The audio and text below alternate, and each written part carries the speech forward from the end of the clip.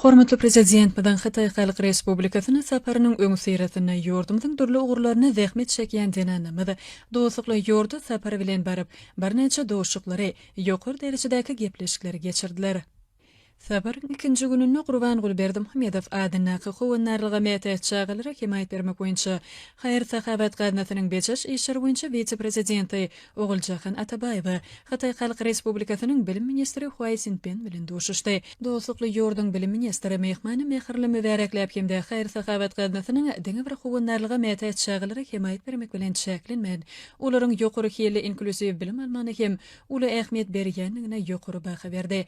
Gadnanyň beçeş boýunça vice-prezidenti bellerlenme ihmansözlügi üçin minnetdarlygyny beýan edip, bilim ulgamynyň Türkmenistan üçin ören möhüm ugur bolup durýanyny, çünki onuň eslenik jemgyýetiň ösüşi bilen gönnün baglanşyklydygyny aýtdy. Şunyň bilen baglanykda alam bilim ulgamyny Türkmen Xitay gatnaşyklaryny bundan beýlekde giňeltmek meselelerini aralyp maslahatlaşmaga dören mümkinçiligi kanagatlanma bildirdi.